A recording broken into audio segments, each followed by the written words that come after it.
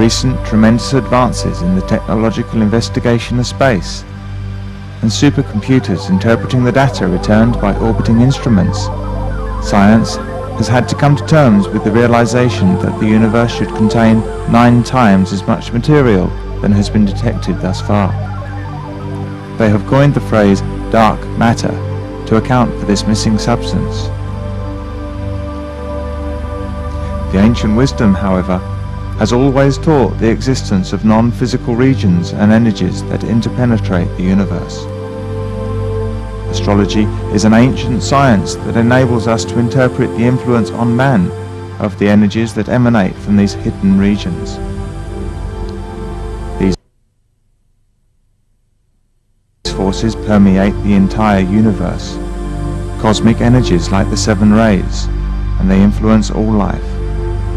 They reach us on the Earth via the constellations and are channeled through the Sun into our own solar system, the one in whom we live and move and have our being.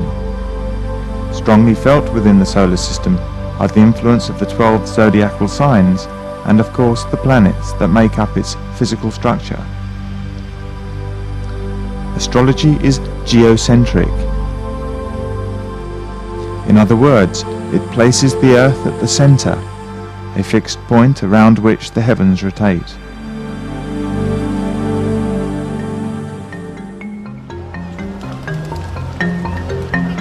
Each of us on the Earth is also at the center of our own universe, uniquely reacting to the energies that surround us, both terrestrial and cosmic, exoteric and esoteric. Astrology provides the mechanism for understanding these influences as they affect each individual. A central maxim of astrology is, as above, so below. The microcosm is a reflection of the macrocosm. By studying man, we can study the universe. Or, as Paracelsus, the great 16th century alchemist and physician, put it, man is a star, no less than any star in the heavens. When man eats his bread, he eats the stars. Man is a sun and moon, a heaven filled with stars. He is a solar system in miniature. Let us now orientate ourselves astrologically by placing man on the horizon, standing encircled within the center of his world. To the left is the east, the ascendant; to the right the west, the descendant. A line drawn between these 2 points is the first division of the horoscope.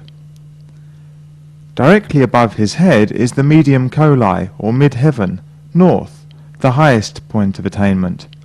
Directly below is the imum coli, or nadir, the lowest point, south, and this is the second division of the horoscope. This disc is further divided into a total of 12 segments called the houses, which are numbered sequentially from the segment below the eastern horizon. The spokes of the wheel are called cusps. Moving anti-clockwise around the circle, the proximal cusps antecede the houses and are a major influence on that segment of the horoscope. So the proximal cusp of the first house, for example, marks the eastern horizon. This is the ascendant, the most important part of the horoscope, as we shall see later, and is the place where the heavens rise. The proximal cusp of each house is also the distal cusp of the preceding house, although this secondary factor is of less importance. So we say, the proximal cusp of the first house and distal cusp of the 12th, the proximal cusp of the second house and distal cusp of the first, the proximal cusp of the third house and distal cusp of the second, and so on. The size of the houses do vary, but we always represent them in a fixed position as seen here. They are therefore the only things that remain static in astrology, and are the basis for everything that you build hereafter. Every experience Outgoing or incoming fits into one or other of these 12 segments, with man the native, a point of consciousness placed at its center.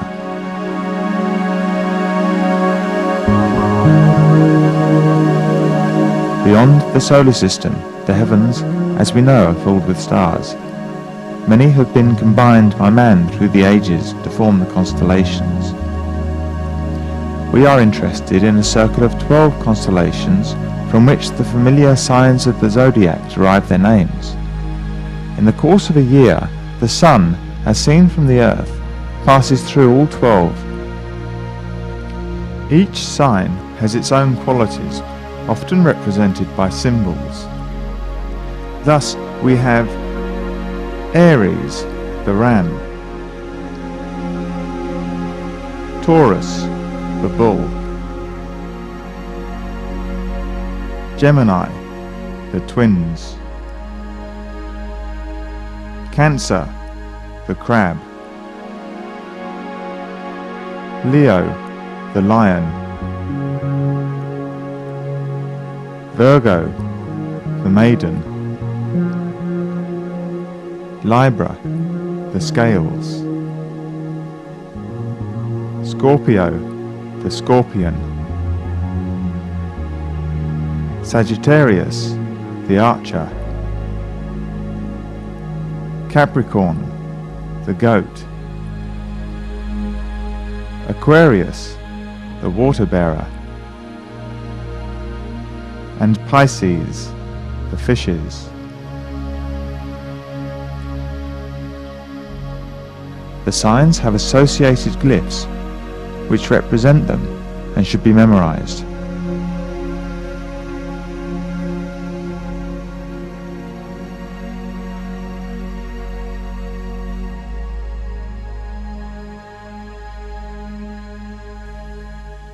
Each sign, covering 30 degrees of the circle, has an affinity with one of the 12 houses, which we call its natural home, and where we shall place them in our diagram, in a band on the periphery of the circle. The signs are divided into the 4 elements. So we have the fire signs of Aries, Leo, and Sagittarius. The earth signs, Taurus, Virgo, and Capricorn. The air signs of Gemini, Libra, and Aquarius, and the water signs, Cancer, Scorpio, and Pisces. You will learn more about these elements as you progress in the course.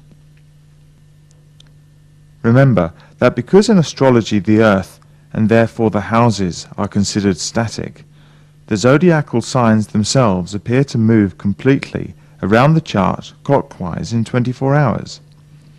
Each sign taking 2 hours to rise above the eastern horizon, the cusp of the first house. The sign found in this position at birth is called the ascendant or rising sign, and indicates the soul's purpose. Hence the importance of knowing the exact time of birth. Of course, we must also take into account the planets, which themselves move against the background of the zodiac. Even the sun itself is considered a planet in astrology, due to its movement as seen from the Earth. Thus we have, in addition to the sun, Mercury, Vulcan, a planetary energy used in astrology that manifests physically through the asteroids and meteors that inhabit the solar system. Venus, Moon,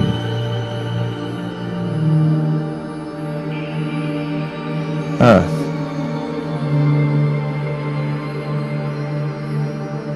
Mars, Jupiter, Saturn,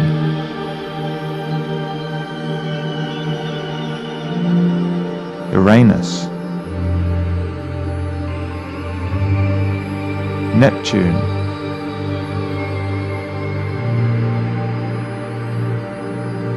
and Pluto. The planets also have associated glyphs to represent them, and which also need to be committed to memory.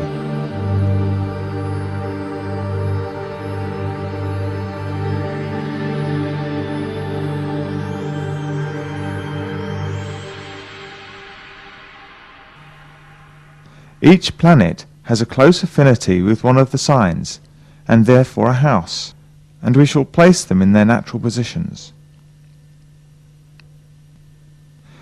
So we see there is a sympathy existing between a sign and its planet and one of the houses. These three together we call a category. Thus we say, for example, the sign of Aries is happiest and most effective when located in the first house, and it has the most powerful affinity with the planet Mercury, to such an extent that we say Mercury is the ruler of Aries and the lord of the first house. This same language is used for each category and should be learnt by heart. Vulcan is the ruler of Taurus and lord of the second house. Venus is ruler of Gemini and lord of the third house. Neptune is ruler of Cancer and lord of the fourth house. Sun is ruler of Leo and lord of the fifth house. Moon is ruler of Virgo and lord of the sixth house.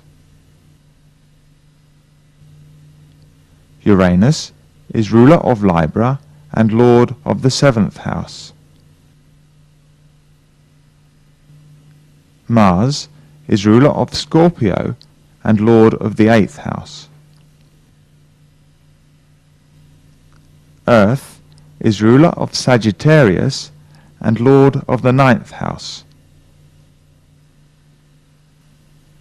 Saturn is ruler of Capricorn and lord of the 10th house.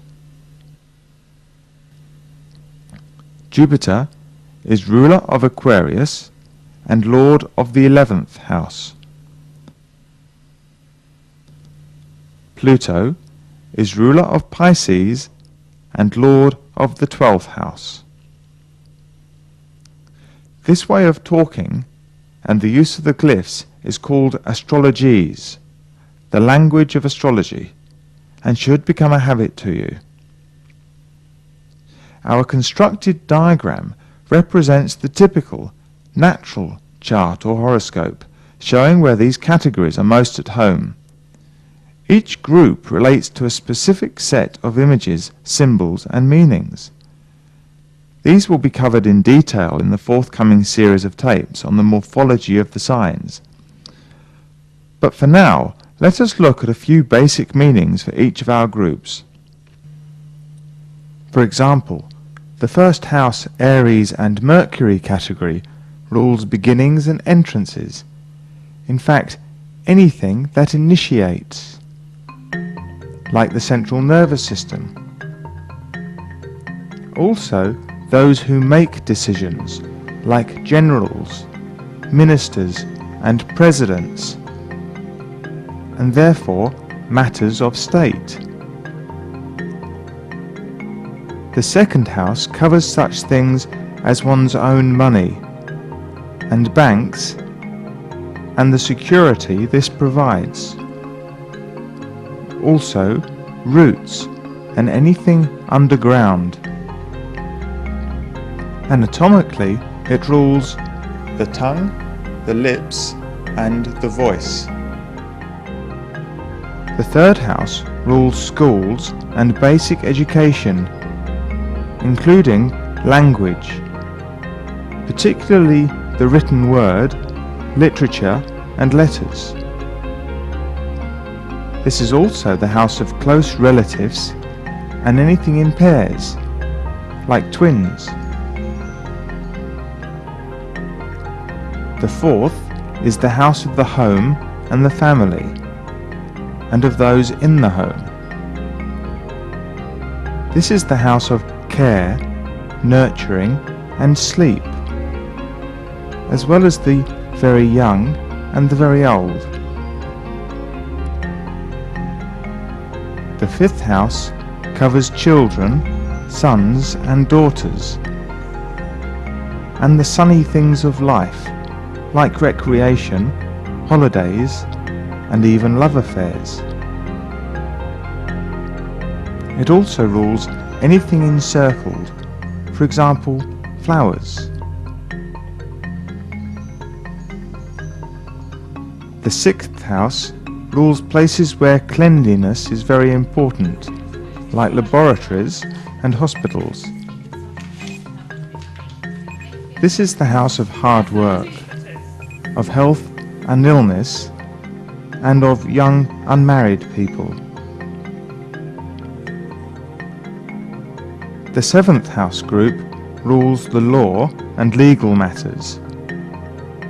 This is also the house of partnerships, like the marriage partner, but also that most important of modern partnerships, the car. It also covers freeways used by the car and bridges. The eighth house covers other people's money, loans and inheritances. This is the house of animals and brute strength, and also of powerful drives like sex and the libido. The ninth house rules higher education, sports, and anything that targets. This is also the house of long journeys and of foreign lands. This includes exploration of space and matters on a global scale. The 10th house rules big business, central business districts, and factories. This is also the house of public places, as well as very high places like mountain ranges. The 11th is the house of friends and social or group activity. Also vessels of all kind, especially ships and boats, and other things that float, like the elegant swan. The 12th house rules institutions like religions, especially Catholicism. This is also the house of crime, punishment, and prisons.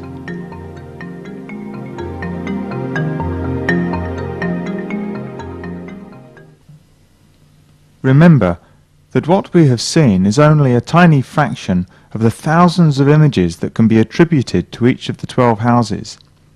Every experience a person can have can be located within these categories, either singularly or in combination. Now back to our constructed horoscope. In addition to the diurnal movement of the signs, as we saw earlier, the planets also move independently, though much more slowly and at different rates anti-clockwise through the signs. The Moon is the fastest moving planet, taking a little over 28 days to pass through all the signs. The Sun takes 1 year. Saturn, on the other hand, takes a little over 28 years, and the other outer planets even longer. This constant motion is easier to understand if we consider the position of the Sun at different times of the day. At dawn, around 6 a.m., the Sun, and of course the sign it is in, are rising over the ascendant. As the day progresses, the Sun climbs to the mid-heaven, the position that indicates noon. During the afternoon, the day wanes towards sunset, which is marked by the proximal cusp of the 7th house, the descendant, and corresponds to around 6 p.m.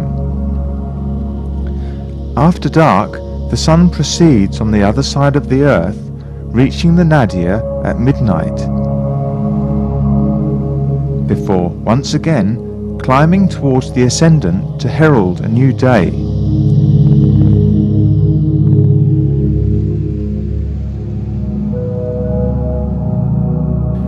This should indicate to you that the actual place of birth is as important as time for the accurate computing of a horoscope.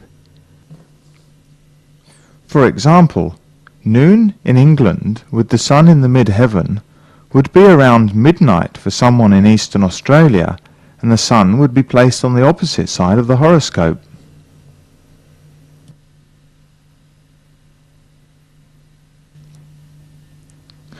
Always remember, however, that no matter where a planet or a sign is placed, the empathy between the natural position of the planet, sign, and house are always retained. This is a fundamental rule and basic to any interpretation. Carl Jung, the great psychologist, said, "Whatever is born or done this moment of time has the qualities of this moment of time." The horoscope is in fact a space-time map indicating the qualities of time and space at any given moment. It shows a frozen moment of time in the course of the perpetual motion of the heavens. At birth, for example, as a newborn child takes his first breath of life, he generates a life force independent of the mother for the first time, and is imprinted with the qualities of the heavenly bodies as they existed in that brief moment. The natal horoscope is thus generated and shows the 12 houses in their static positions, the position of the 12 signs. The numbers next to each sign indicate how many degrees the signs have progressed over each house cusp. This is where we also find the ascendant, indicating the soul's purpose for that life. In this case, we see it as the sign of Pisces, which has risen 3 degrees. Also shown are the position within the signs and houses of the 12 planets. The numbers and sign glyphs next to each planet indicates how many degrees the planet has progressed through that sign. Notice in this chart the sun is placed just above the ascendant in the 12th house, indicating a time of birth shortly after dawn. The time of birth in this example was in fact 6:25 a.m. Any combination of a planet, a sign of the zodiac that the planet is located in, and segment of the horoscope both are housed in, is what we call an aspect. So, drawing from this horoscope, we can read off the 12 basic planetary aspects from the first house anti-clockwise around the chart. Mercury in Pisces in the first house. Venus in Pisces in the first house. When the sign on the proximal cusp is different from the planet sign, it is usual to include this as in the next aspect. Mars in Gemini in the third house with Taurus on the cusp. Moon in Cancer in the fifth house. Uranus in Leo in the sixth house. Earth in Virgo in the sixth house, with Leo on the cusp. Pluto in Virgo in the seventh house. Neptune in Scorpio in the eighth house, with Libra on the cusp. Jupiter in Sagittarius in the ninth house, with Scorpio on the cusp. Saturn in Capricorn in the 10th house, with Sagittarius on the cusp. Sun in Pisces in the 12th house with Aquarius on the cusp. Vulcan in Pisces in the 12th house with Aquarius on the cusp. You see now why it is important to learn the glyphs. Looking at the first aspect again, we see that the planet Mercury is in the sign of Pisces, and both are located in the first house. This aspect, drawn from the horoscope, has a meaning to it which pertains to the qualities of Mercury, the sign in which it is found, and to the house that they are located in. A meaning for this aspect is, for example, the gates of a state penitentiary. Remember that Mercury, Aries, and the first house category rules entrances and therefore gates, and also matters of state. And Pisces rules crime, punishments, and institutions, therefore prisons. Yet this is not the simplest of aspects. A simpler aspect would be merely Mercury in Pisces, and the meaning in this instance would also be simpler, for example, the prison governor. But please note, the simpler the aspect, the less specific its meaning. Another example from this chart is Taurus on the cusp of the 3rd house. Also a simple aspect, and meaning, for example, the spoken word. There are thus many simple aspects extracted from a horoscope, the meanings of which can easily be derived by combining elements from the astrological categories involved. It really is as simple as that. All the meanings used here were obtained from the Dictionary of Astrology, which will be used throughout this course for reference and source material.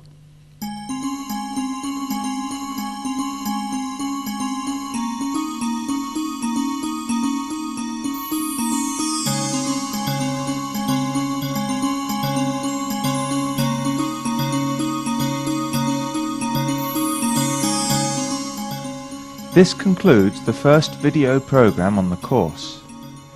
Many of the subjects introduced here will be covered in detail as you progress, but for now it is important that you familiarize yourself with the categories of planet, sign and house and the glyphs used to represent them.